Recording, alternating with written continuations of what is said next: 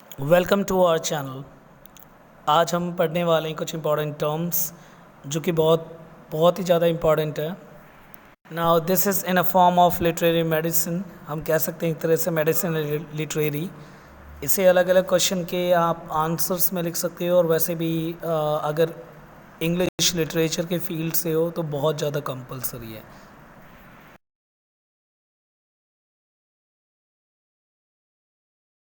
Now the first one is touch stone. इस term को Matthew Arnold लेके आए थे, one of the famous Victorian great poet. एक बार टर्म को देखते हैं हम।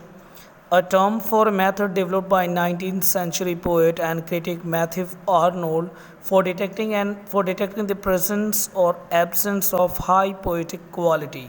यानी कोई भी जो पैटर्न है या लिटरेचर का कोई भी अगर कुछ लिखा गया है, किसी राइटर ने लिखा है, तो मैथ्यू आर्नोल्ड का ये मानना था कि अगर हम किसी महान राइटर जैसे कि शेक्सपियर या होमर या दांते या जॉन मिल्टन, इन्हीं के नाम को स्पेसिफाई किया था मैथ्यू आर्नोल्ड ने, कि अगर हम किसी के वर्क को अगर हमें देखना है तो हम उस वर्क को ऐसे देखेंगे, कंपेयर करके। किन से कंपेयर करेंगे हम? कि पास्ट में जो महान राइटर थे उनके वर्क से कंपेयर करके देखेंगे, तब हमें उस वर्क के बारे में पता चलेगा कि उसकी वैल्यू क्या है और क्या नहीं है। तो इसी को हम कहते हैं टच स्टोन। कि जिस तरह से हम पुराने वर्क से, अब पुराने ग्रेट राइटर के वर्क से, जिसे हम कह सकते हैं एक बहुत ही बड़े माइलस्टोन, तो बहुत बड़े बड़े राइटर्स, तो हमें सिंपल क्या करना है, किसी वर्क की अगर इम्पोर्टेंस पता करना है तो हमें सिंपल उस वर्क को बड़े बड़े राइटर के वर्क से कंपेयर करके पता कर लेना है। तो ये टच स्टोन है। और टच स्टोन का इम्पैक्ट उन राइटरों के लिए भी है जो अगर कोई वर्क लिखते हैं तो उन्हें जो आइडियाज़ मिलते हैं या उन्हें किस तरह से वर्क को लिखना है या कौन सा किस पैटर्न में हमें अटेंड करना है, तो उसकी कंपैरिजन हम आसानी से पुराने राइटरों से करके पता कर सकते हैं, पुराने ग्रेट राइटर से, जैसे कि विलियम शेक्सपियर अगर ड्रामा की फील्ड में बात करें, ऐसे मिल्टन जिनके पैराडाइज लॉस्ट हैं, ग्रेट एपिक। तो इस तरह से हम उन वर्क को पास्ट के ग्रेट राइटर के वर्क से कंपेयर करके हम पता कर सकते हैं। इसी को उन्होंने टच स्टोन कहा। तो अब एक बार पढ़ते हैं हम। A term for method developed by 19th century poet and critic Matthew Arnold for detecting the presence or absence of high poetic quality। हम पोएटिक क्वालिटी की प्रेजेंस और एब्सेंस की, वो पोएटिक जो राइटिंग है वो कितनी फेमस है या कितनी लो क्लास की, हम इसके थ्रू पता कर सकते हैं। तो आर्नोल्ड ने इस कंसेप्ट के ऊपर जो है बात की थी, किस वर्क में? The study of poetry in 1880। इसमें इन्होंने इस कंसेप्ट के ऊपर बात की, दैट सर्टेन लाइन्स और passages written by Homer, Dante, Shakespeare and John Milton constitute the infallible criteria for judging the value of lines place alongside them. तो हम उन वर्क को, जो भी नॉर्मल वर्क लिखा हुआ है, उसको सिंपल हम इन महान राइटर के वर्क से कंपेयर करेंगे। एक तरह से ये स्केल है जिससे हम आसानी से और मेजर कर सकते हैं कि ये जो वर्क है जो हमने अब लिखा, जो अब के राइटर लिख रहे हैं, वो क्या उसी तरह के वर्क हैं जो कि एवरग्रीन राइटरों ने लिखा, जैसे कि Homer, Dante, Shakespeare, John Milton. तो ये पूरा प्रोसेस है टच स्टोन का। Next one is objective correlative. इसके बारे में बात करते हैं। The artistic and literary techniques of representing or evoking a particular emotion by means of symbol which become indicative of the emotions and are associated with it। Simple मतलब यार क्या है इसका, कि ऑब्जेक्टिव कोरिलेशन का मतलब क्या है कि अगर हमें कोई सीन दिखाना हो, और जैसे कि हमें कोई लव सीन दिखाना हो, लव सीन दिखाने के लिए हम पीछे क्या करेंगे, जैसे बैकग्राउंड में मैं फूल और अलग अलग चीज़ लगा दूंगा, फूल वगैरह ये सब कुछ, और दिल वगैरह लगा दूंगा, और एक लड़का और एक लड़की को खड़ा कर दूंगा। तो जो भी ऑडियंस है वो अपने आप मतलब इसका ड्रैग कर लेगी कि इन दोनों के बीच में प्यार है, इट मीन्स लव सीन। यानी उस ऑब्जेक्ट को हम रिलेट कर लेंगे बैकग्राउंड के साथ और इन्वायरमेंट के साथ, और जो सिंबल है हम उसे अटैच करके अपने आप मीनिंग जो है वो ड्रैग कर लेंगे। यानी हम अपने आप मीनिंग को पता कर लेंगे। अगर मैं पीछे से बैकग्राउंड से सीन हटा के और पीछे एक दो को दिखा दूं कि कोई मर रखा है, आसपास लाश गिरी हुई है, और ये दिखा दूं कि जो फीमेल है उसकी आंखों से आंसू निकल रहा है, तो आप समझ जाओगे कि काफ़ी इमोशनल सीन है। तो इस तरह से हम जो है बैकग्राउंड से अटैच कर लेते हैं और ऑब्जेक्ट को हम कोरिलेट करते हैं आसपास के सर्कमस्टांसेस से। तो ये है हमारे पास ऑब्जेक्टिव कोरिलेटिव। पर मेन क्या है, हमें ये समझना है from literary point of view. वैसे ये भी लिटरेरी पॉइंट ऑफ व्यू से ही है, in field of art and also you can say it is a literary technique. पर अब मेन क्या है, इस टर्म को कौन लेके आया था in field of English literature? ये टर्म जो लेके आए थे उनका नाम था T S. Eliot, the one of the great technician, जो 1920s 1930s one of the famous you can say the poet, critic and even many more type of the writing that you can find that T.S. Eliot wrote. जो बहुत अलग अलग तरह की इन्होंने चीज़ें लिखी थी। The famous work is the wasteland, जो कि बहुत ही एक टफ टाइप की पोएम है, अगर आप उसको जाओ तो बहुत ही ज़्यादा कोडेड फॉर्म में लिखी गई है। तो टी.एस. इलियट इस टर्म को लेके आए थे और उन्होंने इसके ऊपर जो पहला वर्क लिखा, जो जिसमें कि उन्होंने मेंशन करा अबाउट द ऑब्जेक्टिव कोरिलेटिव और कोरिलेशन, वो था Hamlet and his problems. Hamlet and his problems, Hamlet और उसकी प्रॉब्लम। अब हमको पता है हेमलेट की क्या प्रॉब्लम थी, अगर आपने विलियम शेक्सपियर की हेमलेट पढ़ी होगी तो उससे हेमलेट को जो प्रॉब्लम थी उसे पैराप्रैक्सिस कहते हैं, कि एक ही चीज़ को वो बार बार ही समझने की कोशिश कर रहा था कि उसके जो फादर है उसे उसके अंकल ने मारा है कि नहीं मारा, मारा है कि नहीं मारा। तो ये पैराप्रैक्सिस की बीमारी थी उसे, कि एक ही चीज़ को बार बार ही सोच रहा था फिर हट रहा था।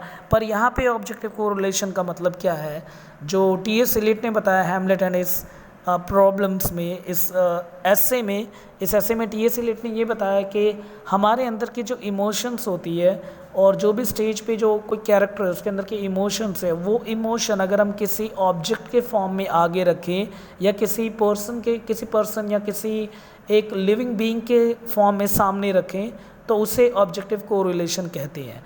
बिल्कुल सिंपल समझते हैं। हेमलेट के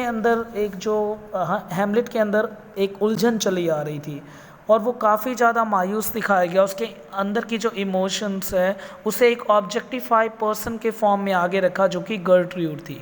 गर्ट्रूड जो कि हेमलेट की माँ थी। तो जो हेमलेट की यानी प्रिंस हेमलेट की जो माँ थी, वैसे इसमें हेमलेट के जो फादर है वो भी हेमलेट है, बस वो किंग हेमलेट है और प्रिंस हेमलेट कहूँ तो हेमलेट का बेटा हेमलेट। तो जो हेमलेट की माँ थी यानी प्रिंस हेमलेट की जो माँ थी गर्ट्रूड, उसको लेके जो अंदर फीलिंग आ रही थी उसको ऑब्जेक्टिफाई किया गया, सामने रखा गया। तो ये है ऑब्जेक्टिव कोरिलेशन का, यानी वो जो अंदर फील कर रहा था प्रिंस हेमलेट, उसके अंदर की फीलिंग को इन ए फॉर्म ऑफ हेमलेट ऑडियंस के आगे रखा गया। इसे ऑब्जेक्टिव कोरिलेशन कहते हैं, यानी अंदर के इमोशन को किसी ऑब्जेक्ट के फॉर्म में आगे रखना। फिर धीरे धीरे जाके इसका लिटरेचर के फील्ड में एक अलग यूज़ होने लग गया। सब इसे ऐसे यूज़ करने लग गए कि हाँ, अगर हमें कोई सीन दिखाना है तो हमें उस ऑब्जेक्ट को कोरिलेट करना है उसके बैकग्राउंड से और हमारा काम वहीं हो जाएगा। हमें ज़्यादा डायलॉग और ये सब कुछ करने की ज़रूरत है नहीं, ऑडियंस और स्पेक्टेटर खुद ही समझ जाएगी, खुद ही मीनिंग ड्रैग कर लेगी। तो जैसे a term coined by T S. Eliot to describe an author's need to represent a character internal emotions as an objective person or thing. Eliot used the term in an essay called Hamlet and His Problems, in which he maintained the Hamlet's inner turmoil was objectified in the play in person of the Gertrude and Hamlet's mother. ये पूरा वही कुछ है जो मैंने आपको अभी mention किया, बाकी आप इसे थोड़ा सा अच्छी तरह से कर लेना, क्योंकि ऑब्जेक्टिव कोरिलेशन 1950s में 1960s में मॉडर्न राइटिंग में भी बहुत यूज़ होता है। 1950s की अगर बात करें सैमुअल बेकेट की the famous writing the waiting for Godot, जिसमें हमें दिखता है कि किस तरह से ऑब्जेक्टिव कोरिलेशन का कंसेप्ट रखा गया। एब्सर्डिज्म में, एलिनेशन में, इंटरटेक्चुअलिटी में, कई जगह कंसेप्ट में ये मेंशन है और कई जगह इसका यूज़ किया गया है। Now the next is pathetic fallacy. Pathetic fallacy या पैथेटिक फैलेसी कैसे आप प्रोनाउंस करो, इसका मतलब क्या है? देखो, इसका सिंपल मतलब है human feeling to natural object, कि इंसान नेचुरल ऑब्जेक्ट को देख के क्या फील करता है, जैसे कि ट्रीज़, माउंटेन्स, इनको देख के क्या फील करता है। तो हमें कुछ लग रहा है कि ये टर्म कहाँ से आया होगा। ये टर्म जो है पेंटिंग फील्ड से थी और इसके ऊपर एक किताब लिखी थी जॉन रस्किन ने, मॉडर्न पेंटर्स इन 1856। फिर धीरे धीरे जिस तरह से हमें पता है ये जो पैटर्न है ये लिटरेचर में यूज़ होने लग गया एंड लिटरेरी कॉम्पोजिशन में यूज़ करने लगे थे पैथेटिक फैलेसी। जैसे आप कहो तो विलियम वर्ड्सवर्थ की राइटिंग, मतलब जॉन कीट्स की राइटिंग, ये पैथेटिक फैलेसी को बहुत ज़्यादा प्रमोट करती है। तो एक बार टर्म समझ लेते हैं हम। अ term coined by the art critic John Ruskin in his Modern Painter 1856 to describe the poetic attribution of human feeling to natural objects such as trees and mountains. तो trees और mountains को देख के जो हमारे अंदर फीलिंग्स आती है, that's a part of the pathetic fallacy, तो उसे हम कहेंगे कि ये पैथेटिक फैलेसी है। The next is transcendentalism. अब ट्रांसेंडेंटलिज्म का मतलब क्या है और ट्रांसेंडेंटल क्लब क्या है, इसके बारे में समझते हैं। An American literary and philosophical movement that developed in New England in 1830 and 40s।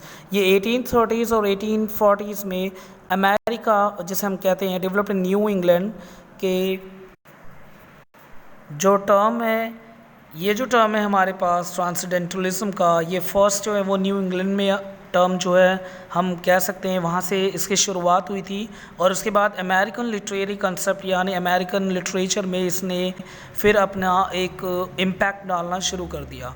Based upon some of the ideas of the German philosopher the Immanuel Kant and a variety of other sources, transcendentalism emphasized the individual intuition as a central means of understanding reality। जितने भी transcendentalist थे उनका ये मानना था कि जो reality है वो ऑब्जेक्टिव वर्ल्ड और मटेरियल वर्ल्ड में नहीं है, रियलिटी हम सब के अंदर है। और हम रियलिटी को अगर हमें अचीव करना है तो हमें इंट्यूशन यानी इंट्रोस्पेक्टिव मोड से कर सकते हैं, ध्यान लगा के हम सच्चाई के करीब जा सकते हैं। हमें अंदर से अपनी सोच को एक निखारना होगा और जो कि हम इंट्रोस्पेक्शन, मेडिटेशन, इंट्यूशन इन सब के थ्रू कर सकते हैं। एक लिबरल थॉट, एक लिबरल एनर्जी, तो ये थे ट्रांसेंडेंटलिस्ट। तो एक फ्री और लिबरल कंसेप्ट अमेरिका से डेवलप हुआ इन फील्ड ऑफ राइटिंग और ट्रांसेंडेंटल क्लब इसी के अंडर है। The Dial a quarterly journal that served as a vehicle of transcendentalist thought. Among the members of the club were Margaret Fuller, the first editor of the Dial। ये dial transcendental club कौन क्या थे? ये ऐसे club थी जो कि इस आइडिया और इस प्रिंसिपल को, जिसने इस नए और नवीन आइडिया को सबके सामने रखा। तो और जो डायल एक तरह से हम कह सकते हैं, जो डायल एक मैगज़ीन था, एक तरह के एक एंथोलॉजी, एक राइटिंग पीस है, जैसे मार्गरेट फ्यूलर जिसकी फर्स्ट एडिटर मानी जाती है, उसमें इस कंसेप्ट के बारे में मेंशन है कि ट्रांसेंडेंटलिज्म क्या है और क्या नहीं है। तो पूरा कंसेप्ट जो है ट्रांसेंडेंटलिज्म का इस डायल में मेंशन है, जिसकी एडिटर मार्गरेट फ्यूलर है। द नॉवलिस्ट और जो राइटर जो कि इस कंसेप्ट से जुड़े थे ट्रांसेंडेंटलिज्म से और ट्रांसेंडेंटल से, इनमें से कुछ फेमस राइटर है जैसे कि हेनरी डेविड थॉरियो, जिन्होंने वर्ल्डन पॉन्ड लिखा था, एक ब्यूटीफुल राइटिंग है जिसमें उन्होंने ये दिखाया किस तरह से इंसान नेचर से कनेक्ट हो सकता है और इंट्यूशन और अंदर लिबरल थॉट से अपनी लाइफ को आगे जी सकता है। इसी के आइडिया को कॉपी किया गांधी ने और गांधी जी ने, और उन्होंने भी इस पूरे कंसेप्ट के बारे में अपने उसमें लिखा, आई एक्सपेरिमेंट विथ ट्रुथ, मेरा सच्चाई के साथ सामना, उसमें ये मेंशन है। तो हम कह सकते हैं कि गांधी जी वहीं से इन्फ्लुएंस होके डेविड थॉरियो के वर्ल्डन पॉन्ड से उन्होंने एक कंसेप्ट को मेंशन किया। इसमें कुछ और राइटर भी हैं, कुछ फेमस नॉवलिस्ट जैसे कि नैथानियल Hawthorne and the Bronson Alcott, the father of Lucia May Alcott, ये कुछ फेमस राइटर हैं जिन्होंने ट्रांसेंडेंटलिस्ट क्लब और ट्रांसेंडेंटलिज्म को आगे रखा। और भी हैं बहुत राइटर, जरूर नहीं यही हैं, और भी फेमस बहुत राइटर हैं, कुछ पोइट्स हैं जैसे कि वॉल्ट विटमैन। तो मेन हमें बस ये समझना था टर्म को समझना हमें, और टर्म ट्रांसेंडेंटलिज्म का मतलब यही है कि liberal thought and liberal way of thinking. Now the next one is altruism and altruismo। अब altruism और altruismo क्या है इसे समझते हैं। ये एक लिटरेरी मूवमेंट है जिसका सिंपल मानना ये था, और इसे जो लेके आए थे वो स्पेनिश पोइट थे, वो लेके आए इन फील्ड ऑफ लिटरेचर, फिर धीरे धीरे इंग्लिश में इसने स्कोप जमाया अपना। इसका सिंपल मतलब ये है कि जो भी पोइट्री है वो प्योर होनी चाहिए, बिल्कुल प्योर, कंप्लीट, और उसमें लॉजिक और लॉजिक नहीं होना चाहिए। जैसे कि जो पुराने टाइम की जो राइटिंग होती थी उसके पीछे लॉजिक होते थे और अलग अलग रूल्स होते थे, उस तरह से नहीं होने चाहिए। तो इसी के उस पर जो अल्ट्राइज थे उन्होंने एम्फसाइज़ किया, जोर डाला कि इस पर फ्री वर्ड्स पे, एक फ्री वे ऑफ राइटिंग ये लेके आए थे। और इन्होंने किस चीज़ को फेवर किया कि अनयूजुअल डिसकनेक्टेड इमेजेस, कि जो भी हमारे दिमाग में एक उल्टी सीधी या उल्टी सीधी नहीं कह सकते, अनकनेक्टेड इमेजेस, यानी एक इमेज आई फिर दूसरी इमेज आई और हम उन दोनों के बीच में कुछ हम लॉजिक नहीं समझ पा रहे, फिर भी हमें उस चीज़ को इन ए फॉर्म ऑफ पोएट्री लिखना चाहिए, ना कि उन दोनों के बीच में लॉजिक से उन दोनों इमेजेस को कनेक्ट करना चाहिए in a free style and a free words. ये कंसेप्ट जो है ये अल्ट्राइज्म का कंसेप्ट है। Now the definition of ultraism: a literary movement founded in 1919 by a group of Spanish poets who argued for a pure poetry free from the constraint or logic or traditional form. The ultras employed the free verse and favored the unusual disconnected images. In the 1920s, the Argentinian writer like Jorge Luis Borges introduce the movement to South America. ये South America में इस term को आगे लेके आया। Then again American style जो कि free style है, जो ज़्यादा कॉन्स्ट्रेन और ये सब कुछ फॉलो नहीं करते, इस टर्म ने अमेरिकन लिटरेचर में बहुत नाम कमाया। Now the next one is picaresque. इसे आप पिकारेस्क्यू भी कह सकते हैं, वैसे प्रोनाउंसिएशन पिकारेस्क है। ये भी एक इम्पॉर्टेंट टर्म है। इसका सिंपल मतलब ये है कि कोई ऐसी आप नावल पढ़ो, ड्रामा पढ़ो या कोई भी लिटरेरी वर्क पढ़ो जिसमें कि अगर आपको स्टोरी में या कहानी में ये दिखाया जाए कि कोई सेंट्रल कैरेक्टर है, वो इधर से उधर घूम रहा है, कभी वो एक लोकेशन से दूसरी लोकेशन गया, जैसे इजिप्ट, देन फाइनली इंग्लैंड और उसके बाद आयरलैंड, ऐसे अलग अलग जगह घूमता है, तो उसे हम कहते हैं picaresque type of writing, picaresque. तो it's a term for a form of narrative that recounts the adventure of Picaro। वहाँ से टर्म उठाया गया था स्पेनिश से, ये स्पेनिश से वर्ड उठाया गया था जहाँ जिसका मतलब है पिकारो। उनमें एक कैरेक्टर था सेंट्रल जो कि इधर से उधर घूमता रहता था, इट मीन्स रॉक, और वहाँ से इस टर्म को उठाया गया इंग्लिश लिटरेचर में। और ऐसी राइटिंग जिसमें कि सेंट्रल कैरेक्टर इधर से उधर घूम रहा है तो वो पिकार्स में आता है। अब इसके एग्जाम्पल की बात आती है तो बहुत राइटिंग है। मैं कुछ इंपॉर्टेंट राइटिंग के बारे में बता देता हूँ जो कि ऐसे नोवेल और ऐसी राइटिंग जो कि इसके अंडर आती है। For example the beautiful writing the confidence man 1857 by Herman Melville, and the Joyous Carey, the Horse Mouth, this is also important, and Ralph Ellison invisible man, बहुत ही खूबसूरत राइटिंग है, ये ज़रूर पढ़ना अगर आपके पास टाइम हो तो। The Saul Bellow's, the adventure of Augie March, this is also, and Thomas Mann, the adventure of Felix Krull and confidence man 1954। ये कुछ ऐसी राइटिंग है जो कि पिकार्स के सीरीज़ में आती है। Now the next is an important term. ये बहुत ही इंपॉर्टेंट टर्म है, इसे यूज़ ज़्यादा से ज़्यादा करना चाहिए। अगर आप जैसे वर्क पढ़ो शेक्सपियर के या मॉडर्न पर्सपेक्टिव से आप किसी चीज़ को देख रहे हो तो ये यूज़ करना बहुत ज़रूरी है आंसर राइटिंग में। तो ये है पोएटिक जस्टिस। पोएटिक जस्टिस को सिंपल वे में पहले हम समझते हैं। पोएटिक जस्टिस का सिंपल मतलब ये होता है कि जैसे मान लेते हैं इसका मतलब है जो हीरो है या जिसने कुछ बुराई की है, कोई भी जिसने बुराई की है उसे पनिशमेंट मिलना चाहिए, और जिसने अच्छा काम किया है उसको तारीफ़ मिलनी चाहिए। ये नहीं जो अच्छे काम कर रहा है वो एंड में जाके मर जाए, जो ज़्यादातर विलियम शेक्सपियर के प्ले में होता था। अगर हम देखें जैसे ओथेलो में हमें देखा किस तरह से उसमें पूरे ड्रामा में एंड में जो है इयागो जीतता है जो कि इविल वन है और जो उस पूरे में विलन है। जबकि जो अगर हम बात करें कि ओथेलो जो सेंट्रल कैरेक्टर है या डेस्टिमोना जो उसकी वाइफ है, वो दोनों इतने प्योर कैरेक्टर होने के बाद भी एंड में वो मर जाते हैं। तो हम कह सकते हैं कि इस राइटिंग में पोएटिक जस्टिस कंप्लीट नहीं हुई, यानी पोएटिक जस्टिस वे में वो राइटिंग जो है कंप्लीट नहीं है। तो अब हम पढ़ते हैं poetic justice. The real meaning of the poetic justice: the doctrine that a literary work ought to end with the good character rewarded, it means good character को reward मिलना चाहिए, and the evil ones punished, और जो बुरा है उसे बुराई मिलनी चाहिए। The term was coined by Thomas Rhymer, this is important। ये टर्म को कौन लेके आया था? थॉमस राइमर लेके आए थे, a disciple of neoclassicism। ये नियोक्लासिकल राइटर थे तो वो लेके आए थे इस टर्म को। हु डिसमिस, जिन्होंने सख्त मना करा और जो कि बिल्कुल अगेंस्ट चले गए शेक्सपियर के वर्क ओथेलो के।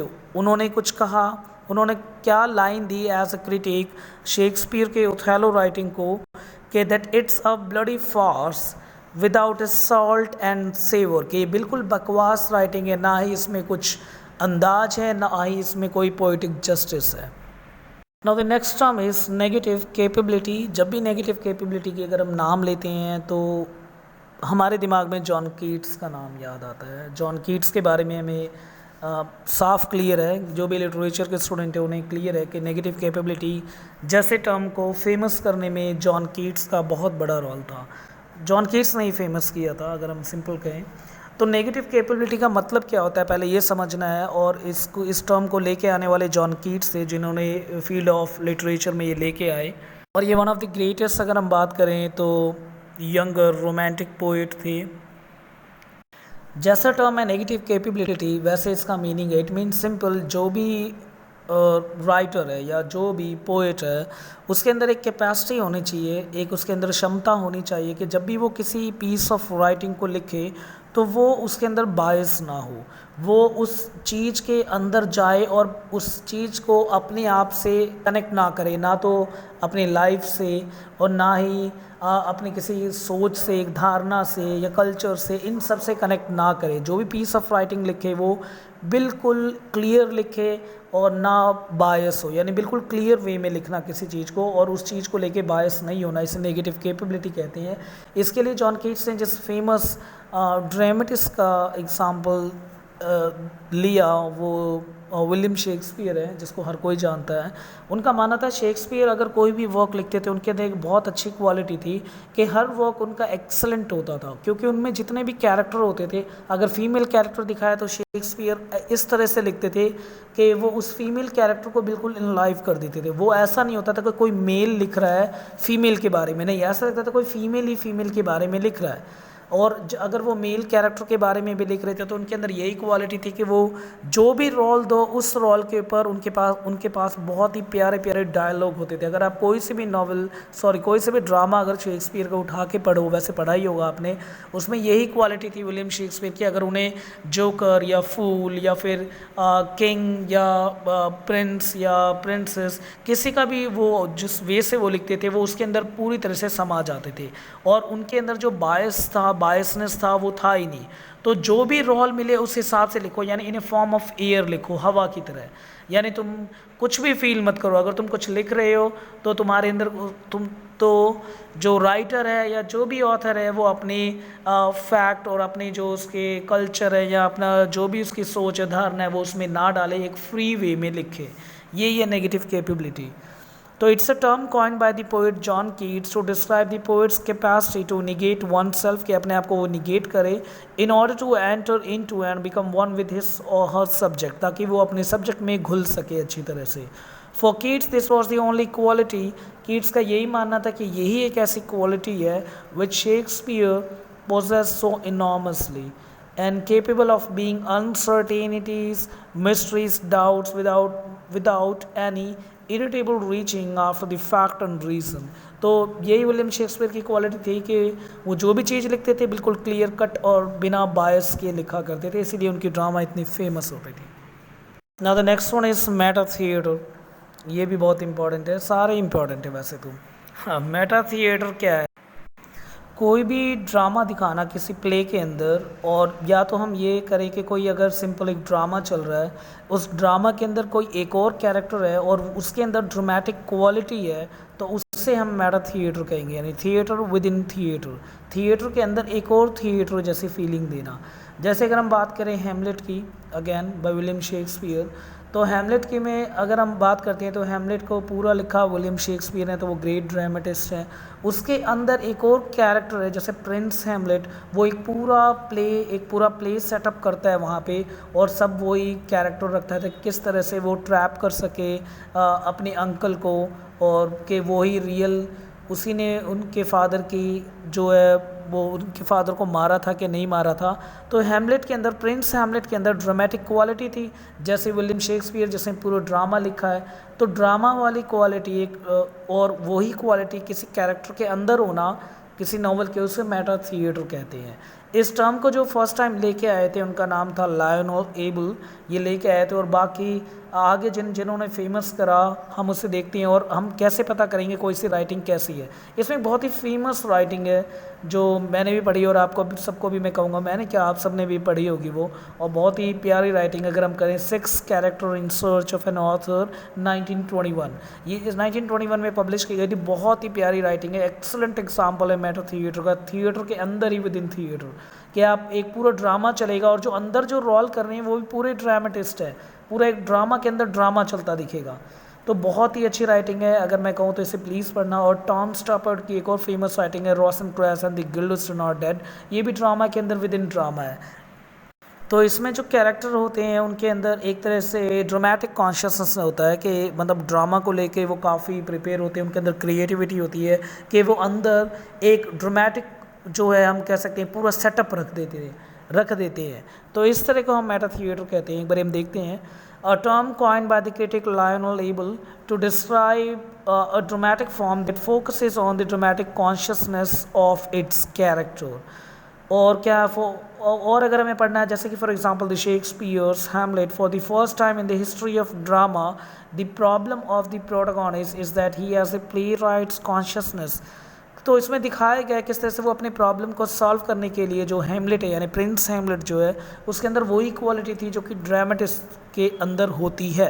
कैरेक्टर के अंदर ड्रामेटिक कॉन्शियसनेस है, वो यानी एक प्लॉट को रच सकता है, वो एक ड्रामा को रच सकता है, तो वो ये मेटा थिएटर। और भी कई इसके फेमस एग्जाम्पल है, जैसे अगर आपको पढ़ना हो वही फेमस राइटिंग जो मैंने बताया पिरांडोलो का, the Luigi Pirandello's famous work the 6 character in search of an author 1921 published, and Jean Jenner's The Balcony 1956 and the Tom Stoppards The Rosencrantz and the Guildenstern Are Dead। ये 2 character हैं जो कि हेमलेट के play में है और जिसे नज़रअंदाज किया गया था, और इसी के ऊपर टॉम स्टॉपर्ड ने एक न्यू क्रिटिक के फॉर्म में एक न्यू वे की तरफ, डायमेंशन की तरफ हमें ये दिखाया कि जो माइनर कैरेक्टर होते हैं हम ऑडियंस उसे नज़रअंदाज कर देती है या उस पर इतना फोकस नहीं होता, पर फिर भी हम उस कैरेक्टर को सामने प्रेजेंट कर सकते हैं। तो वो एक ड्रामेटिक सेटअप रखा गया है पूरे ड्रामा के विद इन ड्रामा में। तो ये मेटा थिएटर, एबल्स ने ये टर्म जो मेटा थिएटर है 1963 में वो लेके आया, इस टर्म को लेके आए और उन्होंने अपने वर्क का नाम रखा मेटा थिएटर। वहाँ से ये जो वर्क है ये फेमस हुआ और उसके अंडर हमने इन सबको इस तरह के वर्क को जिसके अंदर एक जो कैरेक्टर होता है उसके अंदर पूरी क्रिएटिविटी होती है किस चीज़ की कि वो ड्रामा प्लॉट कर सके, एक तरह से ड्रामा वाली सिचुएशन अंदर रख सके, तो उसे हम मेटा थिएटर कहते हैं ना। तो नेक्स्ट इज़ वेरी यूनिक, ये सबसे डिफरेंट है, सुना हो या ना हो मैं एक्सप्लेन करूँगा आपको। ये मिमेटिक डिज़ायर, मिमेटिक डिज़ायर नाम से पता चल रहा है, it means mimetic means in a form of imitation, copy. Desire का मतलब अंदर की इच्छा है हमारी, उसको कॉपी करना। ये एक अजीब सा हम कह सकते हैं एक थियोरी है जिसे लेके आए थे थियोरिस्ट रेने गिरार्ड ये लेके आए थे, और ये एक मिथ क्रिटिक है और एक थियोरिस्ट है जिन्होंने ये कहा कि फाइनली कि कोई भी जो एक्टिविटी होती है जो समाज में कुछ भी होता है, जैसे कि कोई भी सेक्सुअल एक्टिविटी या कोई भी पॉलिटिकल एक्टिविटी, कोई भी सोशल एक्टिविटी या कोई भी ड्राइव्स जो हमारे अंदर आती हैं, हमारे अंदर जो इच्छाएं आती हैं, चाहे वो सेक्सुअल एक्टिविटी या पॉलिटिकल एक्टिविटी या सोशल ड्राइव जो भी होते हैं, वो इंस्टिंक्टिव नहीं होते, हमारे अंदर से नहीं आती वो सब चीज़ें, बल्कि हम दूसरों को देख के सीख लेते हैं, फिर हम उसकी कॉपी करते हैं। इनका ये मानना था। तो यही मिमेटिक डिज़ायर है। इसको कई सारी राइटिंग में इस कंसेप्ट को रखा गया है, जैसे शेक्सपियर की अगर हम फेमस राइटिंग की बात करें, मिड समर नाइट्स ड्रीम, और जैसे ऑस्कर वाइल्ड की एक राइटिंग है the importance of being earnest, famous writing है, इसमें मिमेटिक डिज़ायर दिखाया गया है कि मतलब जो कैरेक्टर है वो दूसरों की कॉपी करके ये सब कुछ सीख रहा है, ना कि उसके अंदर से इंटेंशन है कि वो ये करना चाहता है।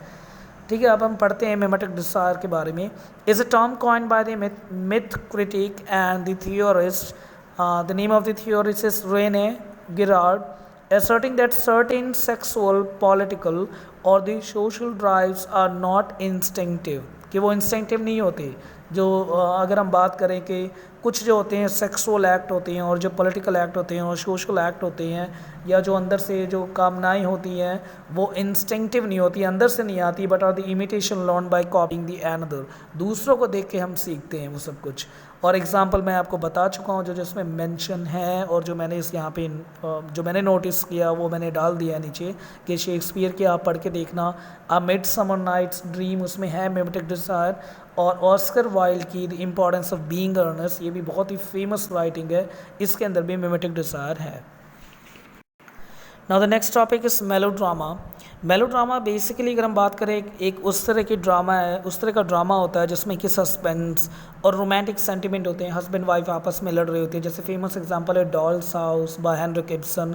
अगर आपने नहीं पढ़ा तो एक बार पढ़ के देखना, वो बहुत ही जैसे कि यंग एंग्री मैन, उसमें हमें दिखा रखा है फॉर्म ऑफ मेलोड्रामा जिसमें सस्पेंस भी है और रोमांटिक सेंटिमेंट भी यूज़ होते हैं। और कुछ कैरेक्टर ऐसे दिखाएंगे जो कि बिल्कुल ही सही हो, या कुछ ऐसे दिखाएंगे जो बिल्कुल ही बुरे कैरेक्टर हो। एज इट नेम, जैसे कि हमें पता चलता है इसके नाम से कि म्यूज़िकल बैकग्राउंड के कुछ इमोशनल टोन होगा पूरी कहानी में, और डोमेस्टिक टोन या इमोशनल टोन ये सब कुछ होगा, तो वो मेलोड्रामा होता है। तो ये मेलोड्रामा है। अगर एक बार हम डेफिनेशन के थ्रू जाते हैं मेलोड्रामा के, it's a type of a drama that highlights the suspense and the romantic sentiment with characters who are usually either clearly good or bad. As its name implies, the form of frequently uses a musical background to underscore or heighten the emotional tone of a scene. तो ये जैसे नाम से पता चल रहा है melodrama यानी आपस में लड़ाई, थोड़ा बहुत इमोशन, कोई कैरेक्टर बिल्कुल ज़्यादा ही ट्रू दिखा रखा, कोई ज़्यादा ही अगर वैसे दिखा रखा हमें बैड, तो इस तरह की राइटिंग को मेलोड्रामा कहते हैं। बेसिकली इनका जो थीम होता है वो डोमेस्टिक थीम होता है, विद इन 4 वॉल आपको दिखाएंगे हस्बैंड वाइफ आपस में लड़ रहे हैं, इस तरह का सीन और pattern, that's a part of the melodrama. Now the next one is Wolfram Dung effect. Wolfram Dung effect और एलिनेशन इफेक्ट और ए इफेक्ट, 3 नाम से इसे जानते हैं। बर्टोल्ड ब्लैशेट की टर्म है ये भी बहुत इंपॉर्टेंट है, इसे अच्छी तरह से समझेंगे। पहले इसे नॉर्मल वे से समझते हैं, इसका मतलब है क्या। एलिनेशन इफेक्ट का मतलब है ये एक तरह से थिएटर में यूज़ होता है, फिर ये लिटरेचर में आया और ये लिटरेरी टर्म बहुत ही इंपॉर्टेंट माना जाने लगा। फिर उसके बाद लिटरेचर में जब किसी आंसर राइटिंग को अगर अटेम्प्ट करना हो तो उसमें लिखने में ये बहुत ही ज़्यादा सही है अगर इस तरह से अगर हम लिखें कि वॉल्फ्राम डंग इफ़ेक्ट और एलिनेशन इफ़ेक्ट अगर हम बताएं क्या है क्या नहीं। तो एलिनेशन इफेक्ट का सिंपल मतलब ये है कि जो ऑडियंस होती है, जो अगर कुछ भी जो प्ले और स्टेज पे अगर कुछ भी चल रहा है तो ऑडियंस के पास एक अपना खुद का एक दिमाग होता है, कॉन्शियस लेवल होता है। वो क्या करती है, जैसे सीन कुछ चल रहा हो स्टेज पे, जैसे कि कोई एकदम से हम दिखाएं कि मर गया, या एकदम से कोई हवा में उड़ने लग गया, या कोई बहुत ही ज़्यादा ऐसी चीज़ है जो कि रियलिटी से बिल्कुल आउट ऑफ वे हो, तो ऑडियंस ये समझ के चलती है कि जो हम चीज़ देख रहे हैं वो क्या है, वो एक तरह से ड्रामा है, एक तरह से प्ले है, ये रियल पार्ट नहीं है लाइफ का, ये रियलिटी नहीं है। अगर कोई एकदम से हवा में उड़ने लग जाए, जो कि पॉसिबल नहीं है, पर फिर पहले जो दिखाते थे DUX मशीन इसका यूज़ करते थे किसी को परी को ऊपर से उतारने में, या फिर एकदम से जादू से कोई नई चीज़ आ गई, या कोई मर के दोबारा से उठ गया, और ऐसी चीज़ें जो कि स्टेज पे प्रेजेंट की जाती हैं, पर ऑडियंस जो होती है अपने आप को उन चीज़ से बिल्कुल दूर करके रखती है, एलिनेट करके रखती है कि जो भी चल रहा है स्टेज पे वो एक ड्रामा है, उसका रियलिटी के साथ कोई भी कनेक्शन नहीं है। और फिर वो अपने आप को फिर भी उस चीज़ के अंदर डालती है ताकि वो पूरी तरह से इंजॉय कर सके उस कंसेप्ट को। हालांकि पता है ऑडियंस को वो चीज़ सही नहीं है, पर फिर भी वो एंजॉय के लिए और अपने आप को एक तरह से पूरे कंसेप्ट को एंजॉय करने के लिए वो अपने आप को मान के चलते हैं कि चलो ठीक है ये कंसेप्ट रियलिटी नहीं है, पर फिर भी क्या हुआ, ये एक तरह से इस तरह से हम कह सकते हैं कि ऑडियंस अपने आप को एलिनेट करके रखती है और रियल ग्राउंड से। तो ये एलिनेशन इफेक्ट है जिसे बर्टोल्ड ब्रेचेट लेके आए थे in a field of literature and drama and also on stage orientation, stage के डिस्क्रिप्शन में। तो वहाँ चलिए हम देखते हैं अब इसका पूरा real the Brecht term for key principle of his dramatic theory of epic theater and sometime abbreviated to A effect भी कहा जाता है इसे। The theory dictated that both the audience and the actor ought to maintain a critical detachment from the play rather than submitting to the stage illusion or easy emotional identification with the character and situation. ये दोनों के लिए, audience के लिए भी है और actor के लिए भी। अगर कोई एक्टर है वो राम जी का रोल प्ले कर रहा है या फिर हनुमान जी का रोल प्ले कर रहा है, तो वो अपने आप को, उसे पता है कि ये सब चीज़ रियल नहीं है, कि जो मैं प्ले कर रहा हूँ वो रियलिटी नहीं है, मैंने एक गड्ढे में किसी को मारा और कोई दूर जाके गिरा, ये सब कुछ रियल और पॉसिबल नहीं है। तो जो एक्टिंग कर रहा है उसे भी पता है, वो भी मान के चलता है it's a part of illusion, और जो ऑडियंस है वो भी मान के चलती है it's a part of illusion. जैसे हम महाभारत देखते हैं, उसमें देखते हैं तीर एक साइड से चल रहे हैं, या कोई राम बन रखा है, कोई कृष्ण बन रखा है, और हम देखते हैं, हम भी ये समझते हैं ये चीज़ रही होगी, पर हम ये नहीं मान के चलते कि ये अब हो रहा है। यानी जो दिखाया जा रहा है सीरियल में हमें कि वो इंसान है और वो शिव जी बना हुआ है और वो जो ऐसे कर रहा है वो रियल में वो नहीं कर सकता अभी, पर फिर भी हम उसे मान के चलते हैं।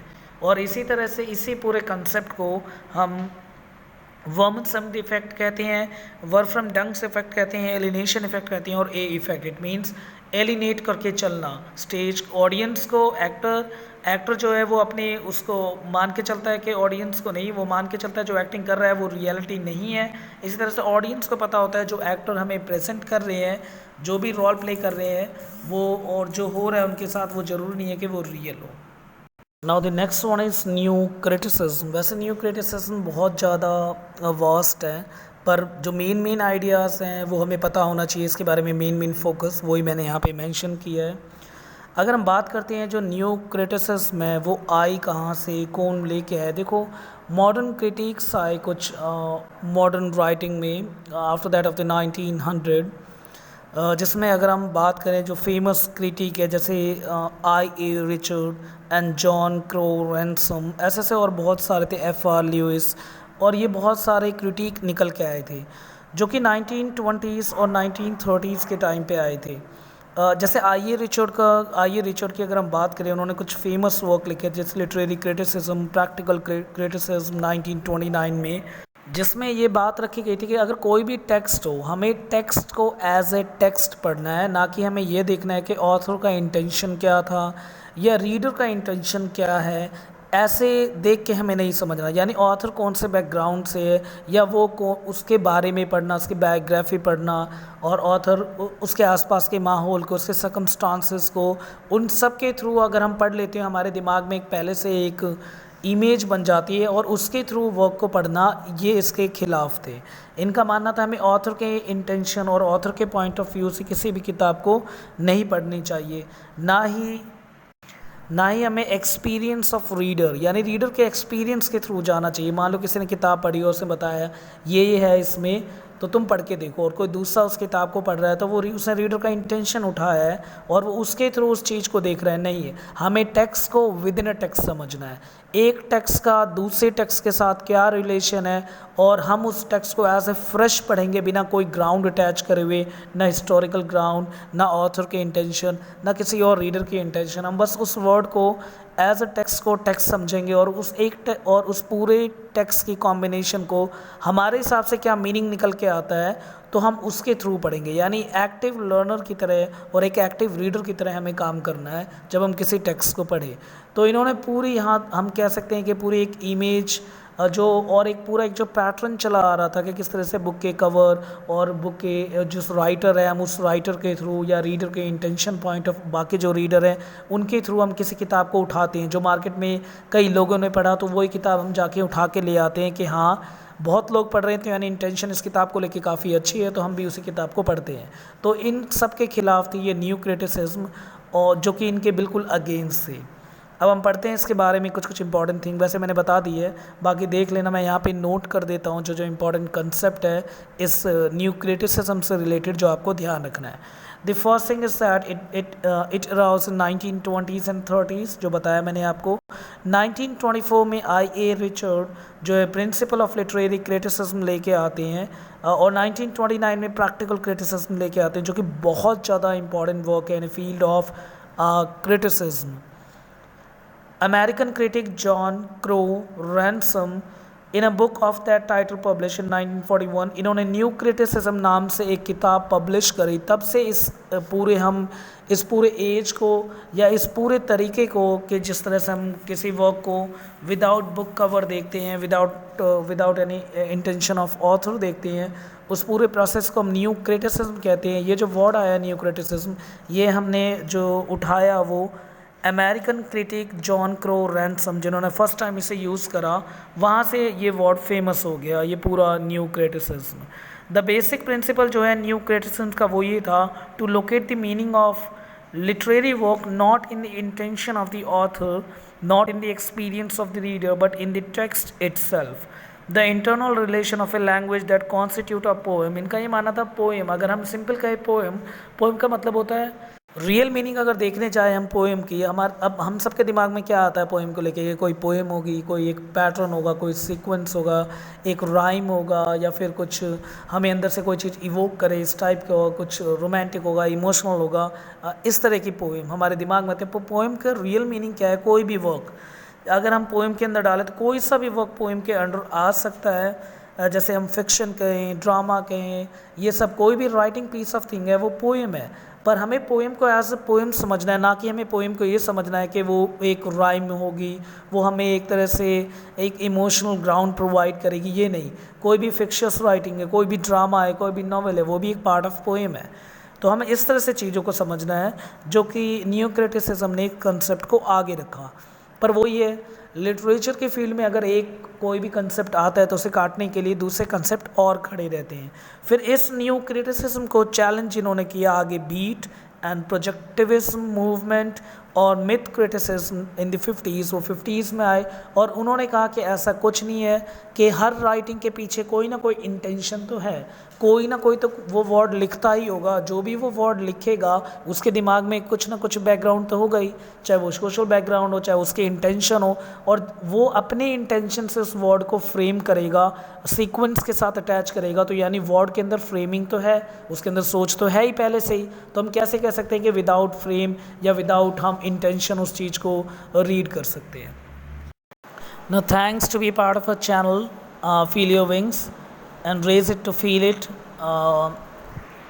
बाकी मेरे बारे में अगर कुछ डिटेल्स चाहिए तो मैंने नेक्स्ट पेज पे मेंशन कर रखा है, आप उसे देख सकते हैं। मेरे बारे में मेरी अभी नई किताब मार्केट में आई है, मैं ये नहीं कह रहा कि इसे ख़रीदो, क्योंकि वो फ्री है, आप उसे आसानी से किंडल पे डाउनलोड कर सकते हैं। तो बस ये सब है मेरे बारे में, आप देख सकते हैं मेरे नेक्स्ट पेज पे।